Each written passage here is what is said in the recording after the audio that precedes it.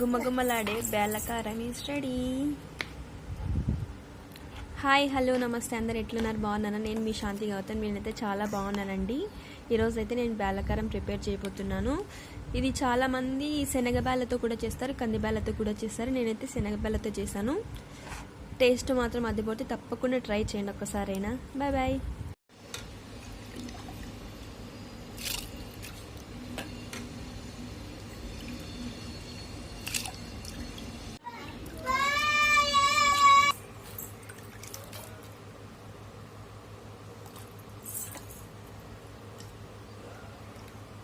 నేను బేళ్ళకారం చేస్తున్నానండి. అందులోకి ఫస్ట్ ఆఫ్ ఆల్ కందిబ్యాలు కడుక్కొని వేసుకున్నాను. అండ్ అలాగే బీన్స్ కూడా వేసుకున్నాను. అండ్ అలాగే ఆలు కూడా వేసుకుంటున్నాను, ఒక 2. ఇందులోకి మనం సపరేట్గా పొడి అనేది చేసుకోవాలి. అండ్ అలాగే కట్ చేసుకున్న టమోటా కూడా ఇందులోకి వేసేస్తున్నా. అండ్ అలాగే కొద్దిగా పసుపు కూడా ఇందులోకి వేసేస్తున్నాను.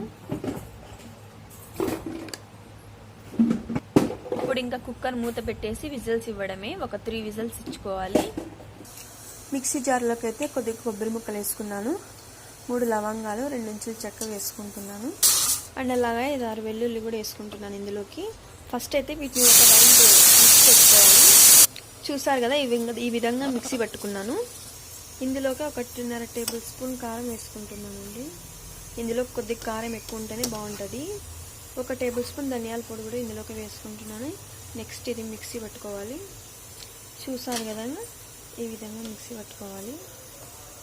స్మెల్ అయితే అదిరిపోతుంది ఇది. నెక్స్ట్ ఇంకా కుక్కర్లో ఎంతవరకు ఉడికిందో చూసుకుందాం. సారీ అండి, ఎర్రగడ్డ అయితే మర్చిపోయాను. ఇందులోకి కట్ చేసుకొని చిన్న ముక్కలు ఎర్రగడ్డ కంపల్సరీగా వేసుకోవాలి ఇందులోకి. చూసారు కదా, కుక్కర్లో ఈ విధంగా బాగా ఉడికిపోయింది. అందులో ఇందులోకి పౌడర్ వేసేసుకుంటున్నాను. ఇందులోకి రుచికి సరిపడినంత ఉప్పు కూడా వేసేసుకుంటున్నానండి. బాగా మిక్స్ చేసుకోవాలి మీడియం ఫ్లేమ్లో పెట్టి. అండ్ ఇందులోకి పోపు రెడీ చేసుకోవాలండి. రెడీ చేసేసుకుందాం కదా.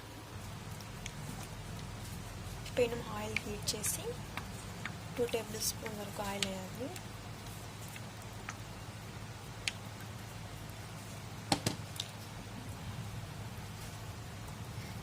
ఆయిల్ బాగా హీట్ అయ్యాక ఉద్దిపప్పు, శనగపప్పు, జీలకర్ర, ఆవాలు అండ్ అలాగే ఆనియన్స్.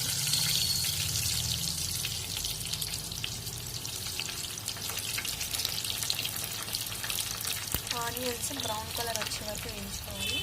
అండ్ అలాగే ఇందులోకి కొద్దిగా కరివేపాకు వేసుకోవాలి.